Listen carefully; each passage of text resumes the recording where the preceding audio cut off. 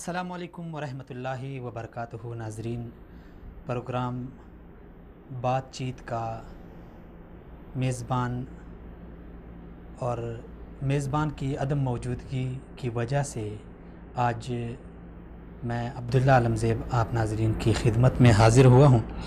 ناظرین، آج کے پروگرام میں ہم بات کریں گے ملک کی جو سیاسی صورتحال تھی وہ پہلے سے ہی گہما گہمی کی شکار تھی،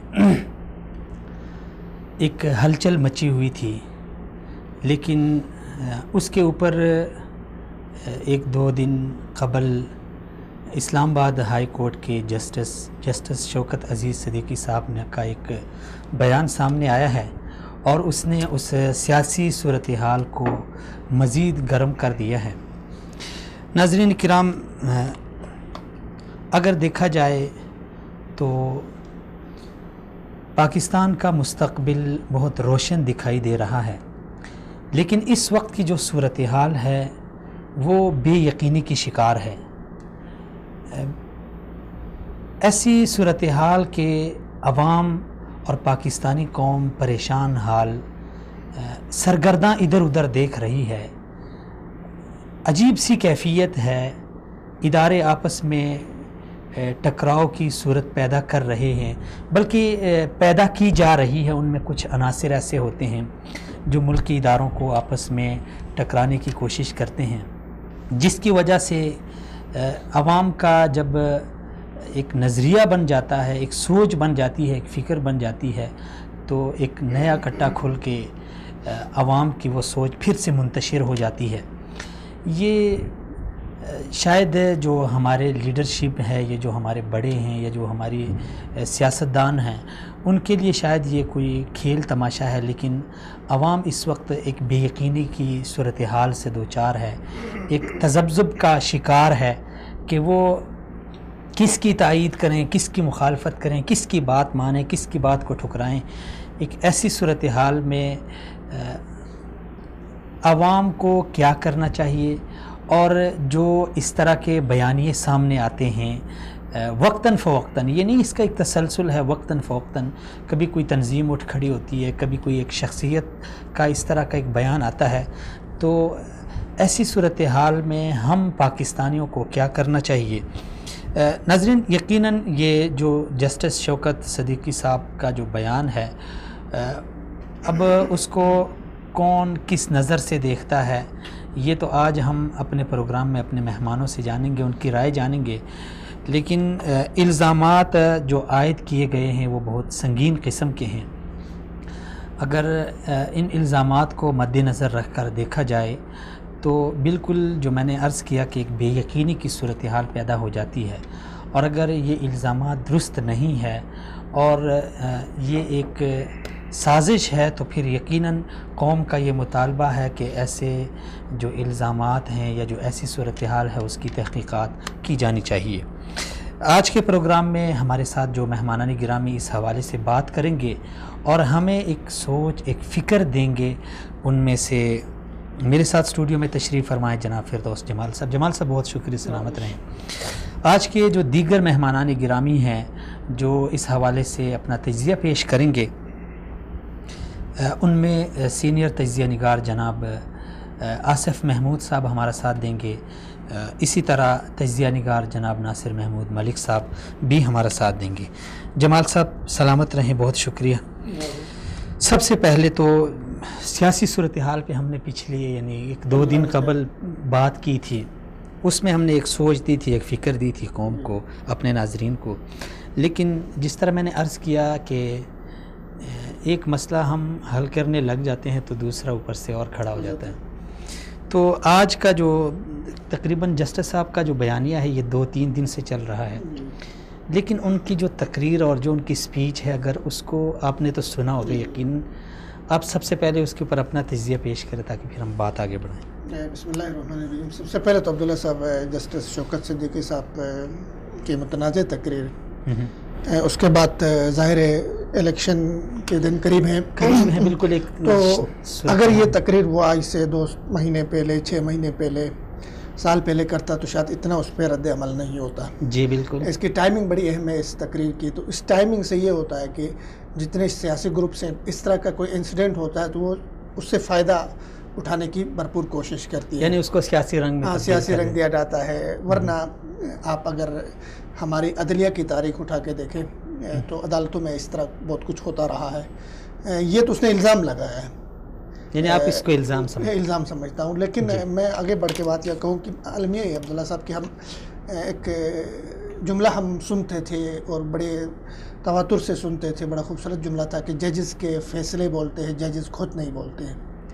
ان کے جو فیصلے ڈیسیجنز ہوتے ہیں وہ بولتے ہیں. لیکن چونکہ اب صورتحال ایسی آئی کہ جج بھی سیاسی بن گئے تو اب ججز بولنے لگے ہیں, ججز تقریریں کرنے لگے ہیں, ججز خطابات کرنے لگے. ان کو بھی پتہ ہے کہ ہم نے اپنی تقاریر میں اپنے ان میں اس میں ہم نے سیاست کرنی, وہ چیف جسٹس صاحب ہوں, یہ شوکت صدیقی صاحب ہوں, ایوری ون.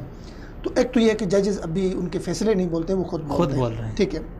دوسری بات عبداللہ صاحب, مسئلہ یہ ہے کہ آپ اگر عدلیہ کا جائزہ لے لیں اور وکلاء کا جائزہ لے لیں, ججز کا وہ جائزہ لے, تو شروع سے لے کر اب تک ججز ہمیشہ سیاست کے زیر اثر رہے ہیں. ان میں واضح سیاسی ایک تقسیم رہی ہے. ان میں کچھ کی ہمدردیاں, کچھ کا جھکاؤ ان کی طرف رہا, کچھ کا جھکاؤ پیپلز پارٹی کی طرف رہا. سیاسی ججز کا انصاف کے بجائے ان کے سیاسی جھکاؤ رہا ہے. میں مثال دیتا ہوں, دو مثالیں آپ کو دیتا ہوں, بہت خطرناک ہے. جسٹس قیوم صاحب پاکستان کی تاریخ کا نواز شریف کے ساتھ جوڑا ہوا حوالہ سمجھا جاتا ہے. بے نظیر بھٹو جو ہے جیل میں تھی, جسٹس قیوم کو سیف الرحمان کا فون گیا, شہباز شریف کا فون گئے جی کہ 7 سال کی سزا کرنی ہے, میاں صاحب کا حکم ہے. یہ اس کو حکم دیا جا رہا ہے, میاں صاحب کا حکم ہے کہ جج کو کہ بے نظیر کو کتنی سال کی سزا کرنی ہے, 7 سال کی. وہ کہہ رہا نہیں 5 سال کی ہو سکتی ہے, 7 سال کی تو میں نہیں کر سکتی. یہ وہ چیزیں ہیں جو آن ریکارڈ میں ہے. ٹھیک ہے. اس کے بعد چودھری افتخار چودھری کا دورانیہ آتا ہے. جی بالکل. ٹھیک ہے نا. پورے قوم کو اس نے اپنے پیچھے لگایا, ہر ایک مطلب اس کے ساتھ کھڑا تھا. بعد میں جا کے اس کے ڈانڈے بھی نواز شریف صاحب سے ملے. پورے اپنے دورانیے میں نون لیگ کے خلاف ایک بھی کیس اس نے نہیں سنا, ایک بھی کیس کسی نون لیگ کے خلاف اس نے اپنی عدالت میں نہیں سنا. سارے جا کے ملک ریاض سے اس کے ڈانڈے ملے, ٹھیک ہے, میاں صاحب سے ڈانڈے ملے, اور پیپلز پارٹی کو اس نے خوب رگڑا دے کے رکھا. اور نواز شریف صاحب کالا کوٹ پہن کے اس کے لیے نکلا. ایک دیکھیں بات یہ. پھر اس کے بعد یہ جج صاحب ہیں, میں ان کی تمام باتوں کی تردید نہیں کر رہا ہوں, انصاف سے بات کر رہا ہوں. ان کی باتوں میں سچائی بھی ہے, اور ساتھ میں اس کے مفروضے بھی ہیں. کچھ مفروضے ہیں, ان پہ ہم آگے بات کریں گے. کچھ مفروضے ہیں, کچھ مفادات ہیں, کچھ سچائی ہے. مفروضے یہ ہے کہ مطلب ایک بیانیہ ہے نون لیگ کا کہ ججز کے اوپر جو ہے نا ISI کا ڈنڈا ہے, ISI ان سے فیصلے لکھواتی ہے. یہ ایک مفروضہ ہے. اس کو اگر یہ اس میں سنجیدہ تھا تو اس کو یہ کرنا چاہیے تھا کہ بھائی وہ افیسران جو ISI کے جو فیصلے لکھ کر دیتے ان کو آپ اپنی عدالت میں طلب کریں, بجائے اس کے کہ نون لیگ کے وکلاء کے ساتھ بیٹھ کے آپ تقریر کر رہے ہیں اور وہ تالیاں پیٹ رہے ہیں. وہ جس جگہ پہ تقریر کر رہے تھے سارے نون لیگ کے وکلاء اس کے سامنے بیٹھے, شیم کے نعرے لگے. ٹھیک ہے, وہ سارے نون لیگ کے وکلاء تھے. یہ تو پری پلانٹیڈ وہ تھا, اس کی پورے کانفرنس وہ یا سارا. تو مسئلہ یہ ہے کہ یہ جو کچھ ہوا, پہلے تو یہ آپ ذہن میں رکھیں کہ ہماری عدلیہ ہمیشہ سے سیاسی طور پہ تقسیم ہوتی رہی ہے. ججز زیادہ جھکاؤ ججز کا نون لیگ کی طرف رہا ہے. صرف ججز کا نہیں, میں واشگاف الفاظ میں کہنا چاہوں گا کہ اگر کوئی شخص یہ کہہ رہا ہے کہ اسٹیبلشمنٹ اور جو ہماری فوج ہے وہ سیاست میں مداخلت نہیں کر رہی ہے تو وہ غلط کہہ رہا ہے. میں کہہ رہا ہوں یہ کہ وہ غلط کہہ رہا ہے, مداخلت کر رہی ہے. لیکن سوال یہ ہے عبداللہ صاحب کی پچھلے انتخابات میں جب نون لیگ جیتی تھی تب مداخلت نہیں کی تھی, تب بھی مداخلت کی تھی, سب نے دیکھا مداخلت کی تھی. لیکن اس وقت نہ لیبرلز بولے, نہ نون لیگ بولی, نہ اور لوگ بولے. اب اس لیے نہیں بول رہے ہیں کہ اسٹیبلشمنٹ سیاست میں مداخلت کیوں کر رہی ہے, بلکہ اب اس لیے بول رہے ہیں کہ ان کے حق میں کیوں نہیں کر رہی ہے, کہ ہمارے حق میں اسٹیبلشمنٹ مداخلت کیوں نہیں کر رہی, اس لیے ابھی بول رہے ہیں. المیہ یہ آپ نوٹ کر لیں. پھر ٹھیک ہے، ایک اور پرسپشن عبداللہ صاحب یہ تھا پورے پاکستان میں کہ جو فوج ہے، اسٹیبلشمنٹ ہے، وہ کس کے ساتھ کھڑی ہے؟ نون لیگ. وہ نون لیگ کے ساتھ پنجاب کے ساتھ کھڑی ہے. یہ جو چھوٹے صوبے تھے وہاں پہ علیحدگی کی تحریکیں چلنے والی سب جو ہے فوج کو یہ تانا دیتے تھے کہ یہ فوج پنجابیوں کی فوج ہے. آج بھی یہ پنجابی فوج ہے کہتے تھے. وجہ کیا تھی پتہ ہے؟ پنجابی لیڈر صرف ایک آیا، کون تھا وہ؟ میاں نواز شریف. میاں نواز شریف صاحب اتنے بڑے بلنڈرز مارے، اس کے باوجود اس نے کہیں بھی مطلب 6 مہینے جیل نہیں کاٹی. جب کسن سے بھٹو آیا اس کو پھانسی چڑھ گئے. بھٹو نواز شریف سے بہت بڑا لیڈر تھا. نواز شریف تو لیڈر نہیں ہے نا، بھٹو بہت بڑا لیڈر تھا، وہ پھانسی چڑھا. زرداری 11 سال اس نے قید کاٹی. بلوچستان کے لوگ مارے گئے، سب کچھ ہو گیا. لیکن لوگ یہ سوال کر رہے ہیں کہ پنجاب کے اتنے بڑے وہ تھے، اس کو کیوں نہیں مانا؟ یہ پوری سازشی تھے میری سارا کو. تو میں تو یہ کہنے پہ مجبور ہوں کہ اسٹیبلشمنٹ تاریخ میں پہلی بار درست موڑ پہ کھڑی ہے. اچھا، درست سمت میں کھڑی ہے. اسٹیبلشمنٹ کا سیاست سے کردار ختم کرنا ضروری ہے، لیکن یہ کردار اس وقت ختم ہوگا اور اس وقت ختم کرنا چاہیے جب جی ایچ کیو کے گملوں میں پرورش پانے والے، نشو نما پانے والے تمام سیاستدانوں کو لٹکایا جائے، ان کا خاتمہ کیا جائے. اس سے پہلے اسٹیبلشمنٹ کے کردار کو آپ ختم ہی نہیں کر سکتے.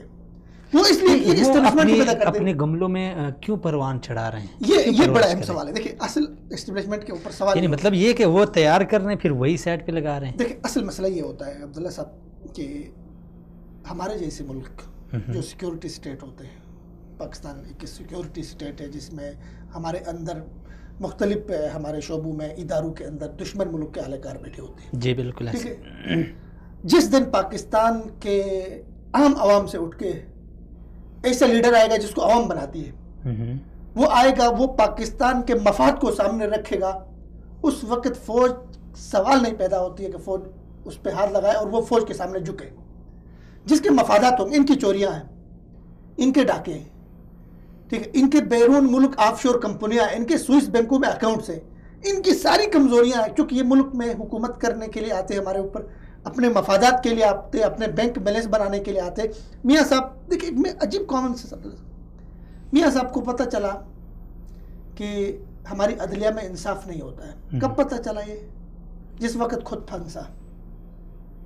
ہماری جیلوں میں صفائی نہیں ہوتی ہے، کس وقت پتہ چلا؟ جب خود جیل گیا. ہمارے ہسپتالوں میں علاج نہیں ہوتا، کس وقت پتہ چلا؟ جب خود کی بیوی بیمار ہو گئی. 35 سال میں یہ پاکستان تم نے ہمیں دیا. شکوہ آپ کس سے کر رہے ہیں؟ ہم سے کر رہے ہیں. ہمارا سب کچھ لوٹ کے. دیکھیں المی عبداللہ صاحب کہ کل میں نے کہیں پہ ایک لکھا، ایک پوسٹ میں نے لکھی کہ میاں صاحب کے جو ایون فلیٹس تھے وہ کرائے پہ چڑھانے کے لیے ریل اسٹیٹ سے بات کی ہے حسین نواز نے کہ کرائے پہ دینا ہے. چونکہ وہاں تنگ کیا بہت سارے پاکستانیوں نے آ کے کہ بھائی خالی کرو، یہ ہمارے ہیں. تو وہ کرائے پہ دینے کے لیے بات کی وہاں پہ حسین نواز نے. اور ایک ہفتے کی پر ویک جو ہے نا کرایہ وہ 1 کروڑ کے تقریباً 3 لاکھ کم 1 کروڑ اس کی کرایہ بنتی ہے. صرف 97 لاکھ اور 4 وہ ہے کیا کہتے ہیں فلیٹس ہے اور لگژری فلیٹس ہے.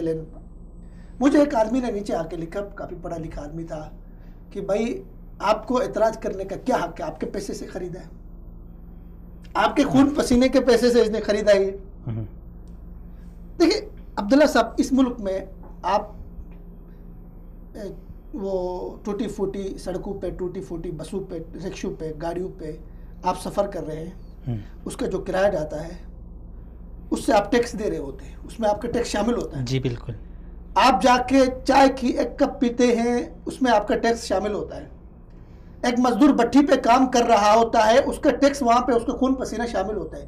ہمارے لوگوں میں شعور نہیں ہے.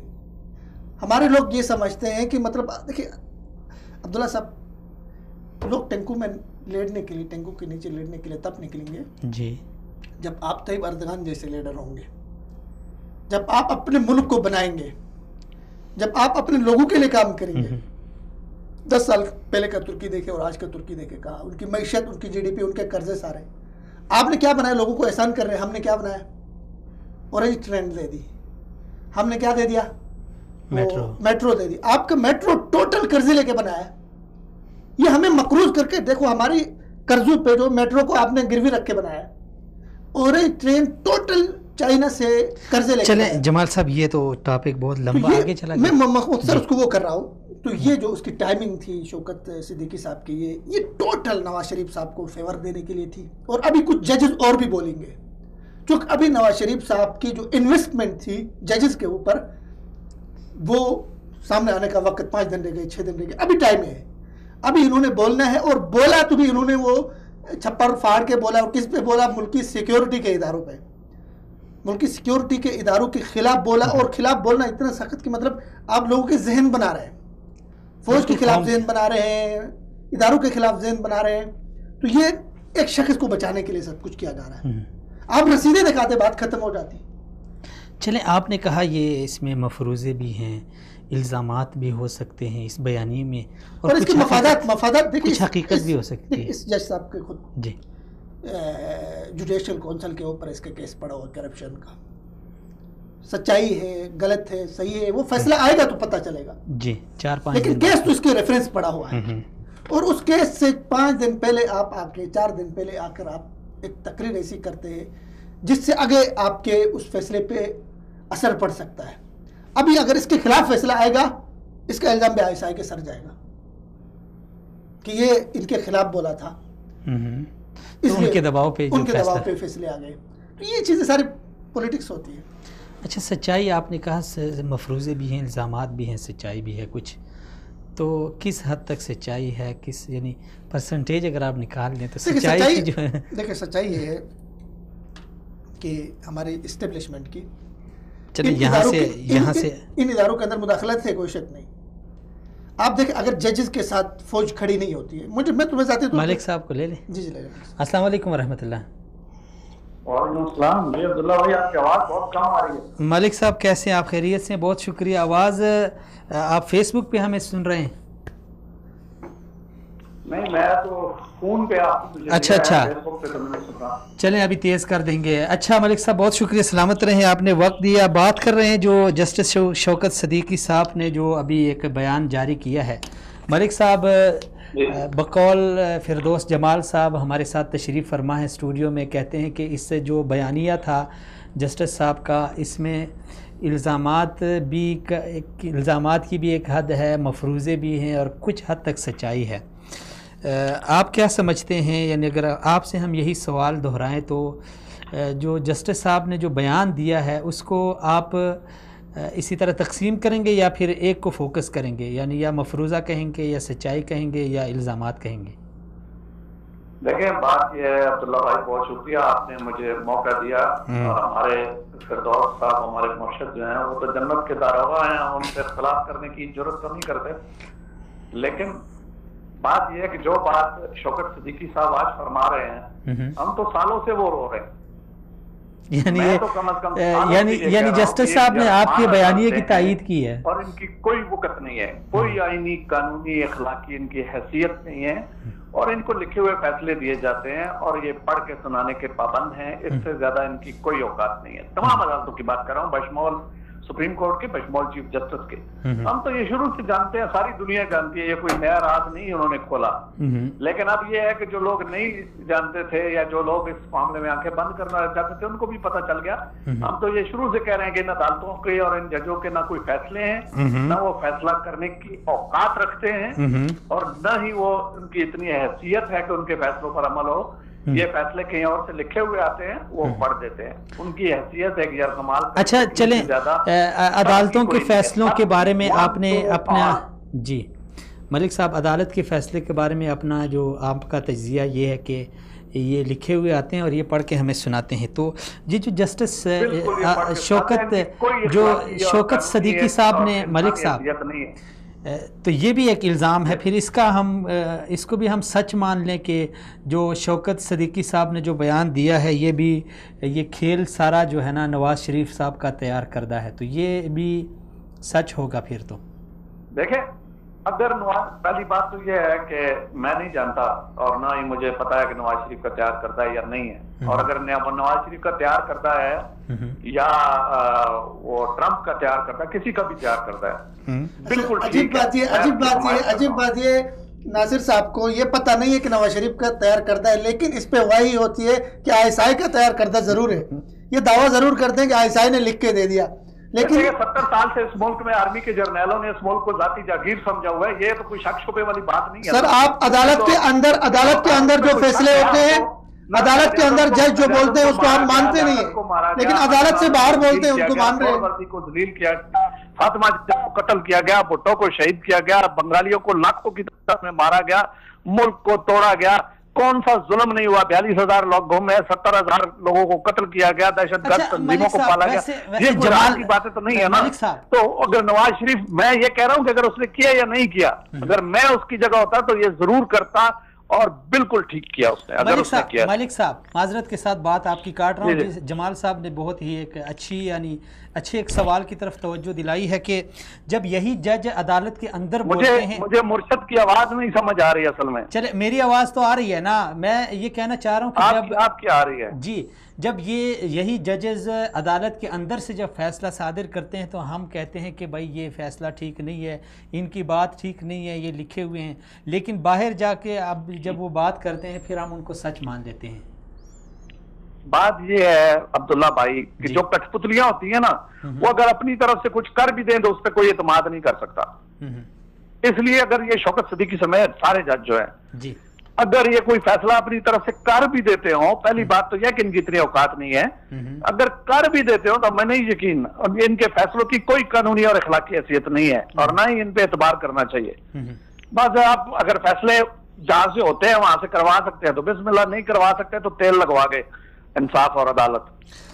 میرا سوال یہ ہے اپنے ہمارے ناصر صاحب سے۔ ناصر صاحب، ججز کے بارے میں آپ نے جو بات کی میں آپ سے اتفاق کرتا ہوں کہ ججز جو ہے وہ انصاف نہیں کرتے ہیں، لیکن یہ ہم پر انکشاف ہم پہ تب کیوں ہوتا ہے جب ججز نواز شریف کے خلاف بولتے ہیں؟ افتخار چودھری نواز شریف کی کٹ پتلی بنتے رہا، تب نہیں بولا گیا۔ دوست بھائی، میں اپنی ذات کا ذمہ دار ہوں نا، میں اپنی ذات کا ذمہ دار ہوں۔ دیکھیں سر مسئلہ یہ ہے، سر اس وقت سے لے کر دیکھ لے جب اس نواز شریف کے حق میں فیصلے لکھتا تھا، جب اس ملک میں کوئی نہیں بولتا تھا، میں وہ بندہ تھا جو تب بھی کہتا تھا کہ یہ کٹ پتلی جج ہیں، یہ لکھے ہوئے فیصلے کرتے ہیں۔ سر اس کا حل یہ افتخار چودھری تھا اور یوسف رضا گیلانی کو وہ اس نے نائل کیا تھا، میں تب بھی لکھتا تھا کہ یہ کھٹ پتلی فراڈ اور بے ایمان جج ہیں اور یہ کسی کے فیصلے پڑتے ہیں، اور آج بھی میں یہی کہتا ہوں۔ میرا سٹانس چینج نہیں ہوا، شوکت صدیقی کا سٹانس آج چینج ہو گیا، شوکت صدیقی چینج ہو گیا۔ میں تو ہمیشہ سے یہ کہتا ہوں کہ یہ یرغمال ریاست ہے، یہ یرغمال عدالتیں ہیں اور یہ کٹ پتلی جج ہیں، ان کی کوئی حیثیت نہیں ہے۔ سر آپ کیسے یہ کہہ سکتے ہیں یقین کے ساتھ کہ شوکت صدیقی صاحب نے عرفان صدیقی کا یا نواز شریف کا لکھا ہوا سکرپٹ نہیں پڑھا، ادھر نون لیگی وکلا کے سامنے بیٹھے؟ میں یہ تو کہہ ہی نہیں جو ISI کے لیے بک سکتا ہے وہ نون لیگ کے لیے بھی بکے گا۔ اپنے مفاد پہ زد پڑی ہوگی تو اس نے یہ بات کھول دی۔ میں تو یہ کہہ رہا ہوں کہ یہ کوئی چھپا ہوا راز ہی نہیں ہے جو شوکت صدیقی نے کہا، میں اس بات کو 10 سال سے کہہ رہا ہوں۔ شوکت صدیقی نے تو آج کہہ دیا، اس کا اپنا کوئی پرابلم ہوگا، اس کو صدیقی وہ جو عرفان ہے اس نے کہا ہوگا، یا نواز شریف نے کہا ہوگا، یا کسی اور نے کہا ہوگا، یا اس کی اپنی مفاد پہ زیادہ آئی ہوگی۔ میں تو شوکت صدیقی کی اس وقت سے مذمت کر رہا ہوں جب سے وہ یہ اسلام آباد والا ڈرامہ شروع ہوا تھا۔ اچھا سر آپ مجھے بتائیں، عدلیہ میں سر میرا سوال آپ سے یہ ہے کہ عدلیہ کے اندر، ہماری عدالتوں کے اندر سیاسی انفلوئنس کو آپ تسلیم کرتے ہیں، سیاستدانوں کی مداخلت کو مانتے ہیں؟ نو، کوئی سیاسی انفلوئنس نہیں ہے ہمارے ملک میں، نہ کوئی سیاسی ہے نہ کوئی۔ اچھا سر ہمارے ملک میں ایک انفلوئنس ہے، یہاں رکیے انفلوئنس ہے۔ دیکھیں ہمارا ملک پاکستان جو ہے، آپ اچھی طرح جانتے ہیں فردوس بھائی کہ پاکستان جرنیلوں کا مقبوضہ ملک ہے، ٹھیک ہے؟ ابھی یہی سر یہی آپ سے یہی میں کہہ رہا ہوں، لیکن سچائی یہی ہے کہ جرنیلوں کے علاوہ اس ملک میں نہ کوئی انسان ہے، نہ کسی کا کوئی اختیار ہے، نہ کسی کا کوئی حق ہے۔ ہم سب غلام ہیں، اور اس آزادی سے، اس جیلی فراڈ اور دھوکہ آزادی سے انگریز کی غلامی 50 کروڑ درجے بہتر تھی۔ اچھا سر ابھی سنیں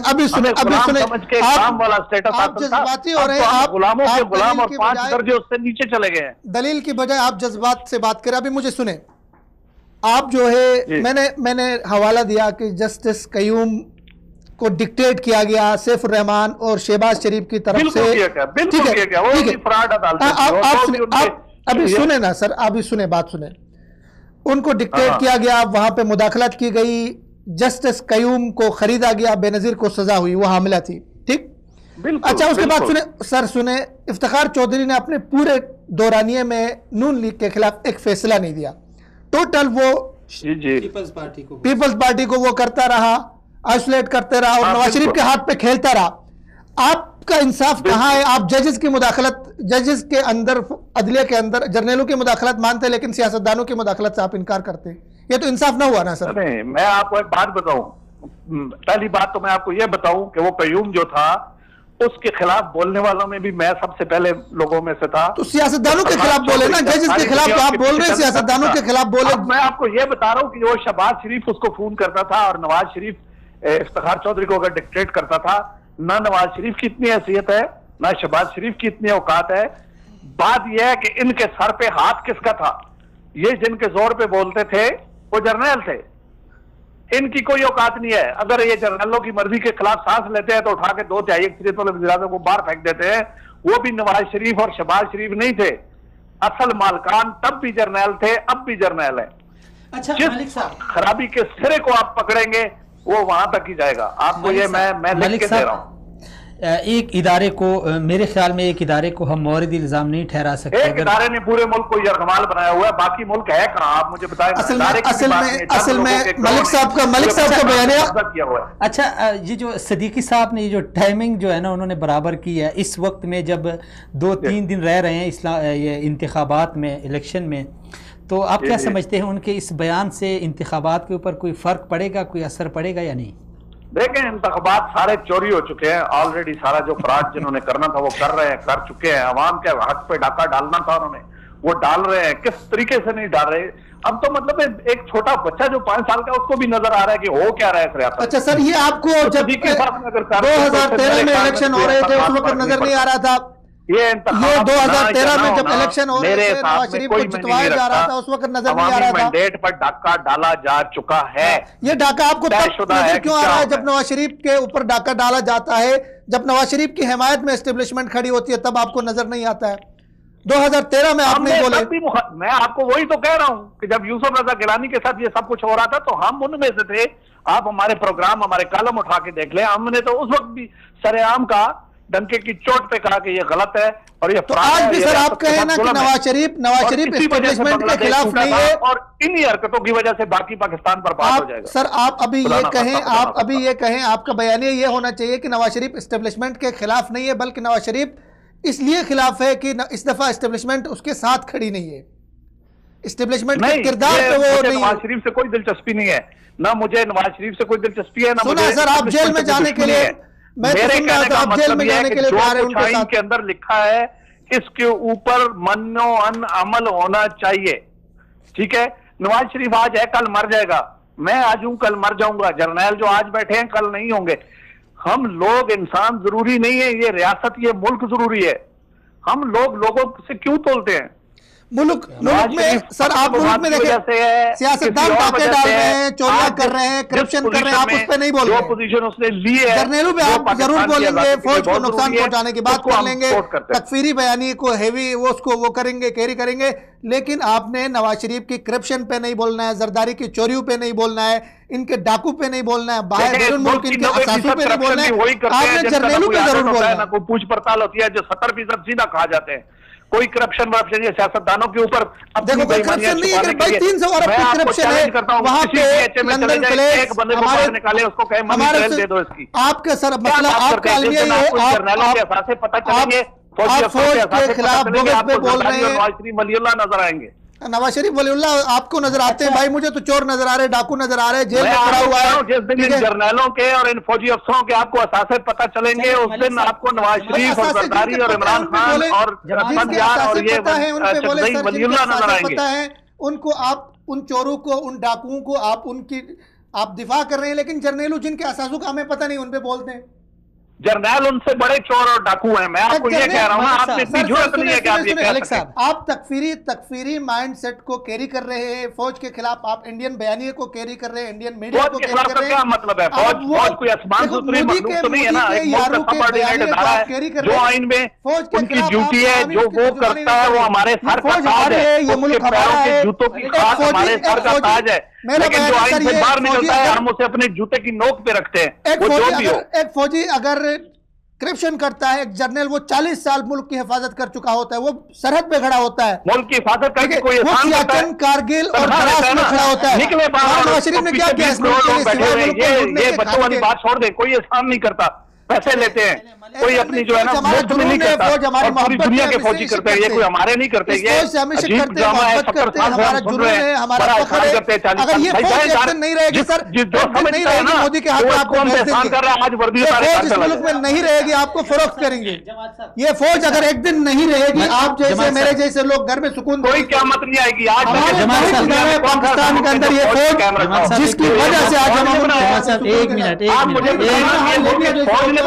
आपका यार ऐसा होता, आपका हाल यमन की तरह होता। इस फौज के खिलाफ आप इंडियन मीडिया की जुबान बोल रहे हैं, इंडियन मीडिया की जुबान बोल रहे हैं,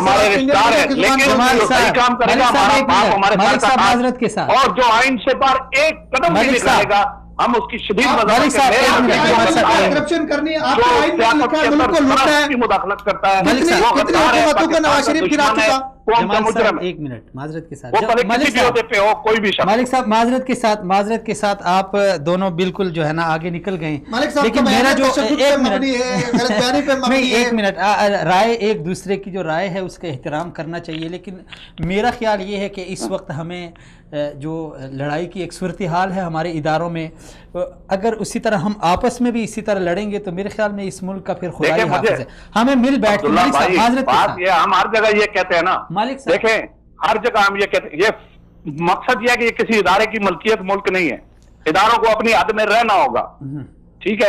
सियासतदानों की मिल्कियत है, उनके बच्चों की मिल्कियत है, उनके असासे है, हमारे मुल्क को गुर्बत देके, कर्जे देके, हमारे आलमी इदारे नहीं बनाना है, हमारे मुल्क को, ठीक है, हमारे मुल्क कर्जों में डूबा हुआ है, ये जरदारी चोर और डाकू की मिल्कियत है ये मुल्क है। एक मिनट जमाल साहब, ये किसी की मिल्कियत नहीं है, ये हम सब की मिल्कियत है, हम पाकिस्तानियों की है। लेकिन इस वक्त मलिक साहब जो सूरत हाल है जो पैदा की जा रही है, उसे देख के आप जैसे संजीदा लोगों को, जमाल साहब जैसे लोगों को मिल बैठ के कौम को एक फ़िक्र देनी चाहिए कि अभी हमें इस वक्त क्या करना है। सर फिक्र ये कौम को लड़ाया जा रहा है, की तरह हम डायलॉग को लेकर जा रहा है, नवाज शरीफ मोदी के बयानिए को लेकर जा रहा है। अभी मैं बोल रहा हूँ, थोड़ी देर के बाद कोई आएगा मेरे घर पे दस्तक देगा और मुझे कहेगा जी चलो फौज के खिलाफ एक जंग लड़ रहे हैं। ये कहानियां हैं, डायलॉग है, खूबसूरत जुमले बोलने से कुछ भी नहीं होना। एक ही बात है, जर्नैल साहबान जब चाहेंगे तो ये मुल्क ठीक हो जाएगा, अगर वो नहीं चाहेंगे तो हम 20 करोड़ कीड़े मकोड़े हैं, अशरातुल्लाह है, जानवर है, हमारी ना कोई औकात है, ना कोई हैसियत है, ना कोई अहमियत है, ना इस मुल्क पे हमारा कोई हक है, और ना हम कुछ कर सकते हैं। भाई जर्नैलों को लेकर आता है, जो चाहेंगे वही हमारे कहने से, किसने लेकर आया था, हमारे बोलने से, नवाज शरीफ ने लेकर आया था, मुशर्रफ को भी बहुत शुक्रिया, बहुत ज़िया-उल-हक को भुट्टो ने लेकर आ गया था। जमाल साहब एक ब्रेक ले लेते हैं मेरे ख्याल में, आप थोड़ा सर देखिए सर, मसला ये है, मैं जर्नैलों को, देखो जर्नैलों को अब्दुल्ला साहब मैं फरिश्ते नहीं समझता हूँ जी, लेकिन इस वक्त अवाम किसको वोट देती है? जर्नल को वोट देती है। हमारे वोट लेकर नवाज शरीफ जाता है असेंबली में, हमारे वोट लेकर जरदारी जाता है, हमारे वोट लेकर यूसुफ रजा गिलानी जाता है, वो जाके अपने मुल्क के लिए देखे, अपने मुल्क के लिए देखे। इन्होंने आज तक 35 साल तक इस मुल्क को टाइम दिया हुकूमत करने के, 40 साल पीपल्स पार्टी ने दिया, हमें क्या दिया? आपको जर्नल कहते हैं कि भाई करप्शन करके अपने माल स्विस बैंकों में रखो, ये जर्नल तुमसे कराते हैं। आपको जर्नल कहते हैं पीने का साफ पानी नहीं देते, आपको जर्नल आईएसआई आपके गिरबान में पकड़ के कहते हैं दिफा से काम रखे, बस आपके लिए जर्नल कोई काम नहीं है, जो उनकी ड्यूटी है वो करें, हमारे अपने सारे निकलेंगे तो हमारा अपने सारे जराइम आप अगर जर्नलों के खाते में डालेंगे सर, आप अपने सारे जराइम देखिए, मैं ये कहता हूँ जर्नल गलतियां कर रहे हैं, मैं जर्नलों को फरिश्ते नहीं समझता, किसी और का इख्तियार है, लेकिन देखो आप जर्नल गलती करते हैं, कोई औकात नहीं है, बाकी आप 20 करोड़ को जर्नल होते हैं। जर्नल नवाज शरीफ 4 साल तक इस मुल्क में रहा, पिछले कंट्रोल में नहीं पता चला फौज मुदाखलत कर रही है, तब बोला जब इसका नाम पनामा में आता है, کرپشن کے ساتھ نام تمہارا جڑ جاتا ہے تب بولتے ہو فوج غلط ہے, کرپشن کے ساتھ تمہارا نام جڑتا ہے تب بولتے ہو ووٹ کو عزت دے دو. اس کو سائڈ پہ رکھیں. مالک صاحب میرا کرپشن کس کے ساتھ نام جوڑنا ہے؟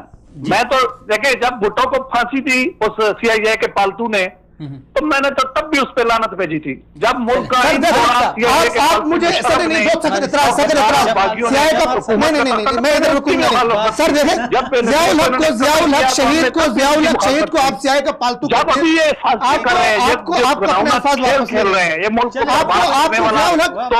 شہید دیکھیں سر میں مثال دیتا ہوں. بھٹو صاحب کو پھانسی ہو گئی, اس کے جنازے میں لوگ شریک ہونے والے نہیں تھے, اندھیرے میں اس کو دفنا دیا گیا ہے. ضیاء الحق شہید کے جنازے میں لاکھوں لوگ تھے. عوام کس کے ساتھ گئی یار؟ تمہاری جمہوریت پہ میں لعنت بھیجتا ہوں, تمہاری جمہوریت باہر میں جائے میں جمہوریت پہ لعنت بھیجتا ہوں. ضیاء الحق کا ٹینکوں کی مدد سے تو کچھ بھی کر سکتے ہیں. یہ ڈرامے تو مقبوضہ کشمیر میں بھی ہوتے ہیں. کیا فلسفہ تھا بھٹو کا؟ ملک صاحب میں ایک بات آپ دونوں کے سامنے رکھ دیتا ہوں اور امید ہے کہ آپ دونوں میری بات کو نہیں ٹھکرائیں گے. دیکھیں ابھی اس وقت جو صورتحال ہے وہ اس کی یعنی قطعاً متحمل نہیں ہے کہ ہم اس طرح کی فضا ایک ٹی وی ٹاک شو میں پیدا کریں. ٹھیک ہے اختلاف رائے اپنی جگہ وہ ٹھیک ہے, آپ لوگوں نے ماشاءاللہ بہت انداز کے ساتھ اپنے جو ہے نا وہ تجزیہ پیش کیا. لیکن آج میں آپ کو آج لکھ دیتا ہوں, آج کے دن اگر فوج یہ فیصلہ کر لے کہ ہمارا سیاست سے کوئی تعلق نہیں ہے, کل کے دن پاکستان جنت بن جائے گا. بالکل میں آپ کی بات سے متفق ہوں. اور اس کے ساتھ ساتھ نہ یہاں دہشت گردی ہوگی, اس کے ساتھ کوئی گڑبڑ ہوگی, نہ اقتصادیات خراب ہوگی, کچھ بھی نہیں ہوگا. اس کے ساتھ دیکھو آپ کے ملک میں انڈین کرنل کلبھوشن یادو پکڑا گیا, سر کہتے ہیں کہ یہ آپ کے ملک میں دہشت گردی نہیں ہوگی آپ اگر فوج, یہ ٹوٹل نان سینس. چلیں میری بات دیکھیں, آپ عبداللہ صاحب دیکھیں, عبداللہ صاحب فیصلہ کرتا ہوں نا سالس ہوں. اچھا اس طرح ہے کہ ملک صاحب آپ سن رہے ہیں میری بات؟ آپ کی آواز مجھے آ رہی ہے, فردوس صاحب کی نہیں آ رہی. چلیں فردوس صاحب کی آ جائے گی. ابھی ہم یہاں سے جو ہے نا ایک بریک لیتے ہیں. میری آواز اس کان سے نکل کے اس کان سے آپ نکالیں گے تو آواز نہیں آئے گی. آواز کو آپ جب صحیح طریقے سے سنیں گے, اس کو سمجھنے کی کوشش کریں گے تو آواز آپ کو آئے گی. اچھا بات یہ ہے کہ اس وقت جو صورتحال ہے اس میں اس طرح کی فضا پیدا کرنا یہ قطعاً جو ہے نا ملک کی بہتری کے لیے نہیں. قوم میں اپنی تمہید میں عرض عبداللہ صاحب ملک کی بہتری کے لیے نواز شریف کو لٹکانا ضروری ہے. سندھ کے بھٹو کو تم نے لٹکا دیا, زرداری کو 11 سال تم نے جیل میں ڈالا. نواز شریف کو لٹکاؤ, نواز شریف جیسے بہت سارے سب کو لٹکانا 300 ارب پھر ملک میں بنایا. اچھا لیکن اس کے ساتھ جو اس کے ساتھ بہت سارے اور بھی ہیں, سب کے ساتھ یہی ہونا چاہیے. نواز شریف کو لٹکانا اس لیے ضروری ہے کہ مجرموں کے گریبان پہ ہاتھ رکھنا. ابھی آواز آ رہی ہے سر, ابھی آواز آ رہی ہے. یہ ملک باقی نہیں رہے گا, ملک باقی رہے گا. نواز شریف جیسے ڈاکو آئے نہیں رہے, نواز شریف کے بڑے لیڈر آئے نہیں رہے, ملک باقی رہے گا. آپ کو پریشان ہونے کی ضرورت نہیں, ملک کا کچھ نہیں ہو رہا. ملک کا دفاع مضبوط ہاتھوں میں ہے. ملک کے لیے لاکھوں لوگوں نے قربانیاں دی ہیں, ہزاروں لوگ ملک کی سرحدوں پہ کھڑے ہیں. پوری دنیا میں عبرت کا نشان بنائیں گے. ہمارا ملک قائم رہے گا. نواز شریف کو لٹکایا جائے گا, میں مٹھائی تقسیم کروں گا اور پوری قوم مٹھائی تقسیم کرے گی. نواز شریف کو لٹکانے کی دیر ہے, عید ہوگی پاکستان پتر میں مت کر کے دکھائے. ایک منٹ پاکستان کی یونیفارم پر ہمارے سامنے اور جس نے بدمعاشی کرنی ہے. ہمارے ایک اور مہمان بھی ہیں آصف محمود صاحب, ان کو بھی ہم نے لینا ہے. لیکن آخر میں ایک غیر جانبدار رہ کے, یعنی آپ دونوں میرے لیے بہت محترم ہیں اور مکرم ہیں, معزز ہیں. میرا یہ کہنا ہے کہ ہر ایک ادارہ اپنی حد میں رہ کے کام کرے. سیاستدان اگر فوج کو دیکھیں, جمہوریت کی آڑ میں اگر ہم فوج کو نشانہ یعنی اسی طرح مورد الزام ٹھہرائیں اور ہر برائی کا جو ہے نا جڑ اس کو قرار دیں, پھر اگر دوسری طرف ہم عدالت کو ذمہ دار ٹھہرائیں اور عدالت میں سیاسی مداخلت کا یعنی انکار کریں, یعنی ایک کھچڑی سی بنی ہوئی ہے. اس صورتحال یہ ہے کہ اس کا حل یہ ہے کہ ہر ایک آدمی اپنا جو فریضہ ہے اس کو مد نظر رکھ کے چلے تو یقیناً یہ ملک چلے گا. ملک صاحب بہت شکریہ, سلامت رہیں, آپ نے وقت دیا. ابھی آپ تھوڑا سا پانی پی لیں اور تھوڑا سا ریسٹ کر لیں. اور جمال صاحب میں چائے پی رہا ہوں. چائے پی چکا ہوں. چلیں, ملک صاحب کا جو بیانیہ تھا وہ تو کافی تیز ہوتے ہیں. دیکھیں سر, لیکن مسئلہ یہ دیکھیں, میں آپ کو ایک بات بتاؤں عبداللہ صاحب, میں نے جیسے ملک صاحب کے سامنے کہا کہ میں اس بات سے انکار نہیں کرتا ہوں یا میں اس بات کے دعویدار نہیں ہوں کہ ہمارے جرنیل سارے جو ہے وہ فرشتے ہیں. بس میں ایک نقطہ لیکن میں دیکھیں آپ کی باتیں بھی سنیے، ملک صاحب کی بھی بات سنیے. ملک صاحب کو آپ بار بار نواز شریف صاحب کو یعنی سامنے لاتے رہے. انہوں نے کہا نواز شریف جائے باڑ میں، اور آپ بھی یعنی تھوڑا سا وہ ہو گئے. دیکھو نواز شریف اصل مسئلہ بات آپ دونوں کی تقریباً ایک جیسی ہے، لیکن آپ خام خواہ میں جو ہے نا بہت غصہ کر گئے دونوں. دیکھیں سر بات یہ ہے کہ نواز شریف کو آپ ملک صاحب کے بیانات میں تضاد ہے. نواز شریف ملک صاحب ایک طرف سے نواز شریف کے استقبال کرنے کے لیے سٹیٹس اپڈیٹ کر رہے ہیں کہ وہ لاہور جا رہے ہیں.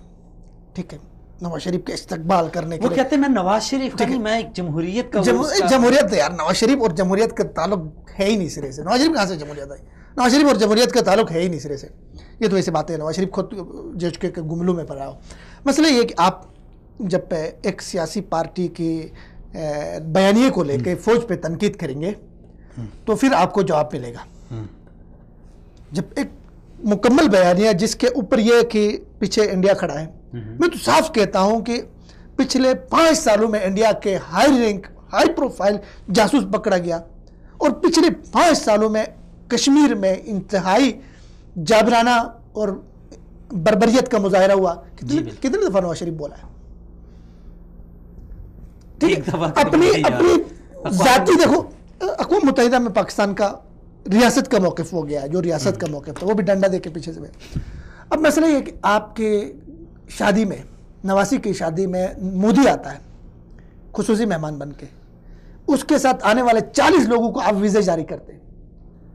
ٹھیک، اور اس میں وہ آدمی بھی آتا ہے سیکیورٹی ایڈوائزر جو اس کا ہے مودی کا، سجن جندال، نہیں وہ نہیں ہے، اجت دوال، جو باقاعدہ اعتراف کرتا ہے کہ ہم نے پاکستان کو توڑنا ہے ٹکڑوں میں، اس کی ویڈیو سے، اور وہ کہتا ہے میں پاکستان میں جاسوسی کرتے رہا ہوں. وہ آپ کا مہمان بن کے آتا ہے. سجن جندال آپ کا مہمان بن کے آتا ہے. دیکھو فوج کے کسی جرنیل کی ذاتی ملکیت نہیں ہے یہ ملک.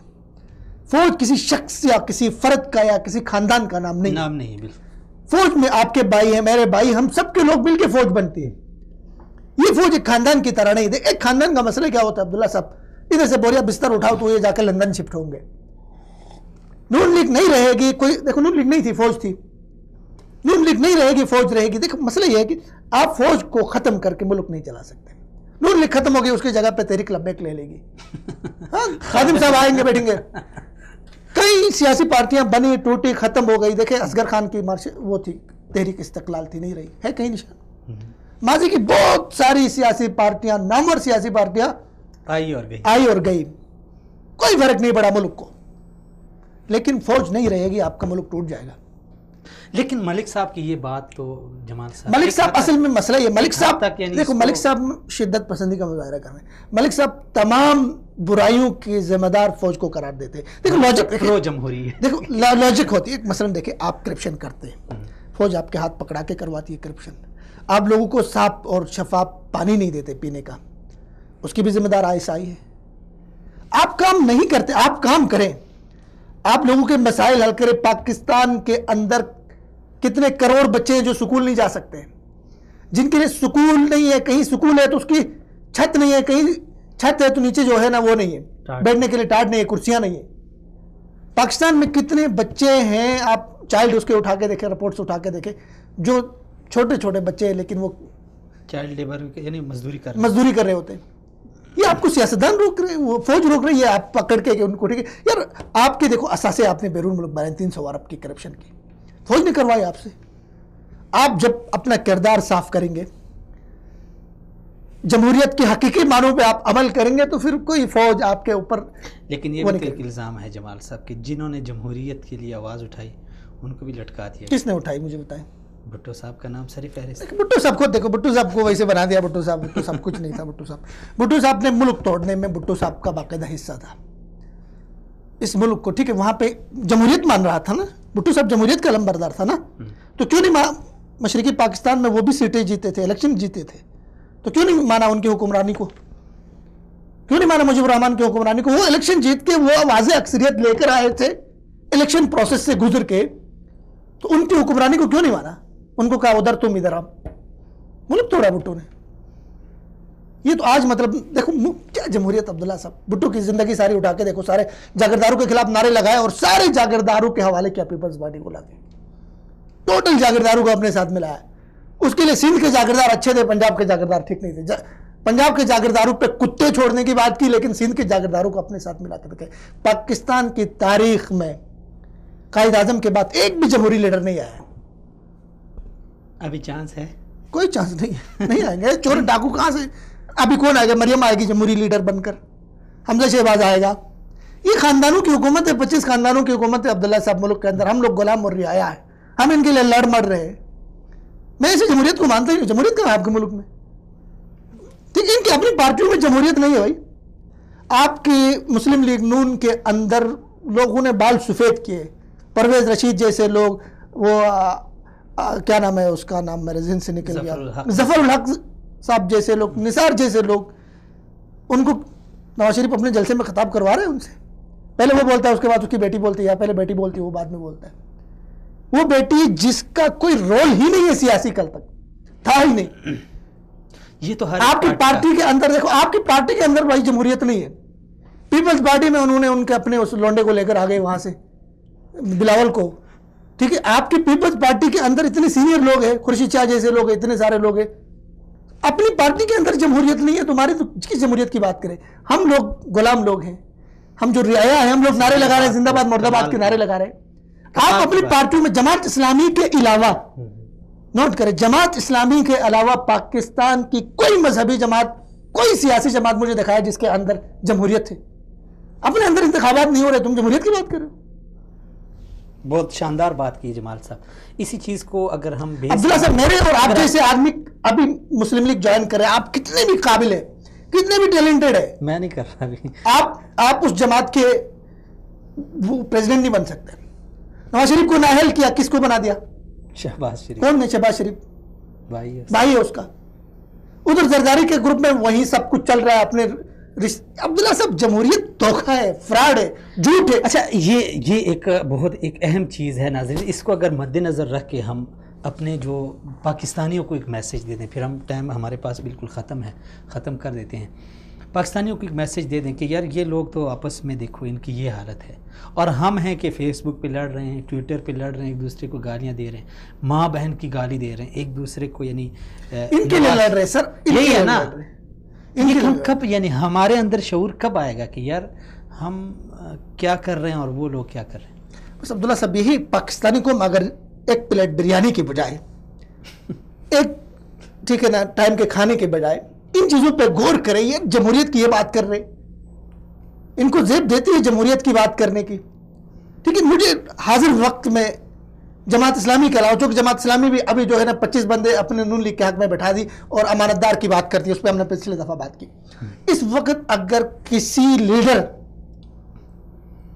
کے ساتھ اس کی خاندان کے کسی کو ٹکٹ نہیں ملا ہے, اس کے بچوں کو, اس کی بیوی کو, اس کے رشتہ داروں کو, اس کے عزیز و اقارب کو, وہ عمران خان ہے. اس نے ریحام کو طلاق دینے کی ایک بنیادی وجہ یہ بنی کہ ریحام سیاست میں انوالو ہو رہی تھی, ریحام تحریک انصاف کے جلسوں میں جا کے تقریریں کر رہی تھی. ابھی آپ کے پاس آپشن ٹوٹل ہے. میں تحریک انصاف کا, مجھے کئی دفعہ اپروچ کی گئی میرے دوستوں نے کہ تحریک انصاف جوائن کرے آپ. میں نہیں گیا ہوں, میں تحریک انصاف کا سپورٹر بھی نہیں ہوں, میں تحریک انصاف کا ووٹر بھی نہیں ہوں. اگر میں پاکستان میں ہوتا تو خود شاید میرا ووٹ جماعت اسلامی کے کسی کو ہوتا, لیکن اس کے باوجود میں سمجھتا ہوں کہ اس وقت آپ کے پاس ٹوٹل, اگر آپ ٹھیک ہے نا, آپ کے پاس 2 آپشن ہیں عبداللہ صاحب. آپ کی پیپلز پارٹی اور مسلم لیگ کیا کہہ رہی ہے؟ کہہ رہی ہے کہ بھائی ہمیں ووٹ دے دیں, ہم پاکستان کو لے کے آگے بڑھیں گے. جس طرح وہ کیا کہتے ہیں, ہم نے پہلے کام کیا پاکستان میں بہت زیادہ, ہم اسی طرح کام کریں گے. اگر آپ مطمئن ہیں کہ اپنے پاکستان سے جو کچھ 35-40 سالوں میں ہوتا آ رہا ہے اس سے آپ مطمئن ہیں, تو بے شک پیپلز پارٹی کو ووٹ دے دیں, بے شک نون لیگ کو ووٹ دے دیں. یہ تحریک انصاف کہہ رہی ہے ہم پاکستان کو بدلیں گے, انہوں نے پاکستان کو لوٹا ہے, کھایا ہے, چوریاں کی ہے, ڈاکے ڈالے, ہم پاکستان کو بدلیں گے. اگر آپ تبدیلی چاہتے ہیں ان کو ووٹ دے دیں, دیکھتے ہیں ایک دفعہ ان کو بھی, اگر وہ تبدیلی نہیں لے آتے تو ان پہ بھی ہم اسی طرح لعنت بھیجیں گے جس طرح نون لیگ پہ بھیجتے ہیں. چلیں, بہت شکریہ, سلامت رہیں. جی ناظرین, آپ ناظرین کا بھی بے حد شکریہ. یہ جمال صاحب نے آخر میں بڑی شاندار بات کی ہے. ان کی گرمائش اور ان کی جو سیاسی اور جو تجزیاتی نقطۂ نظر سے ہٹ کے اگر ہم دیکھیں، یعنی جمال صاحب اور ملک صاحب کا اپنا اپنا ایک بیانیہ ہوتا ہے، اپنا اپنا ایک نظریہ، اپنی اپنی سوچ ہوتی ہے. اختلاف رائے ہمیں رکھنا چاہیے، اس میں معاشرے کے لیے آسانی ہوتی ہے. لیکن جس طرح ہم سوشل میڈیا پہ خاص کر ہم نے سوشل میڈیا کا محاذ سنبھال کے کوئی مسلم لیگ نون کے لیے، کوئی عمران خان کے لیے، کوئی زرداری کے لیے، کوئی دوسرے تیسرے کے لیے ہم ایک دوسرے کو آڑے ہاتھوں لیتے ہیں. یہ جو جمال صاحب کی آخری بات ہے، یہ ہمارے لیے ایک لمحہ فکریہ ہے. دیکھیں وہ لوگ ہیں، چاہے وہ مذہبی لیڈرشپ ہو، سیاسی ہو، آپ ذرا ان کی تاریخ دیکھیں. باپ کے بعد بیٹا، بیٹے کے بعد پوتا، اور اس طرح چلتے چلتے آ رہے ہیں. اور ہم ہیں کہ ہمیں ابھی تک سمجھ نہیں آئی کہ یار اگر ہم آج سے لے کے اپنی زندگی کے اختتام تک ان کے لیے نعرے لگاتے رہیں تو پھر بھی ہم اسی سٹیج پہ رہیں گے. یعنی ایک سیڑھی اوپر ہمیں چڑھنے کی کوئی جو ہے نا وہ یعنی چانس ہی نظر نہیں آ رہے. جو لوگ جن کے اپنے اندر جمہوریت نہیں ہے، جو ایک موروثی نظام سے ہوت کے آ رہے ہیں، وہ ہمیں کیا آگے آنے دیں گے؟ ہمیں وہ استعمال کر رہے ہیں، ہمیں وہ آپس میں لڑا رہے ہیں. اور پس پردہ اگر آپ دیکھ لیں تو یہ سارے ایک ہوتے ہیں.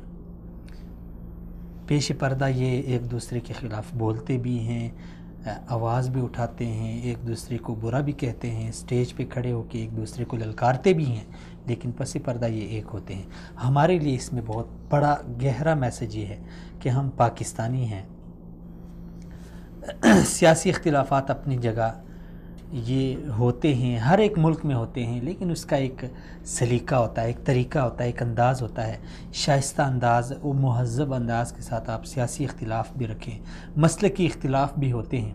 لیکن جو صورتحال سوشل میڈیا پہ ہمارے پاکستانیوں کی بنی ہے، یقیناً یہ ہمارے لیے اچھی نہیں رہے گی.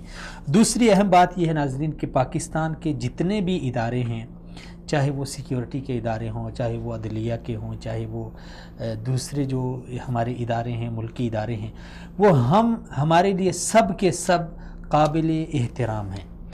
ہم پاکستانیوں کا ایک قانونی ملک اور آئینی ملک میں رہتے ہوئے ہمارے اوپر فرض ہے کہ ہم ہر ایک ادارے کا احترام کریں. کہیں پہ اگر عدلیہ میں کوئی اونچ نیچ ہوتی ہے آپ اختلاف رکھ سکتے ہیں، جمہوریت ہے.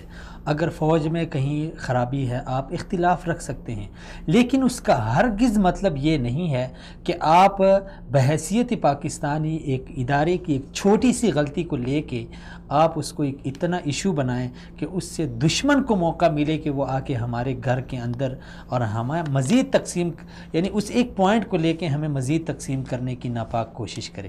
یہ ایک بہت ہی اہم میسج ہے.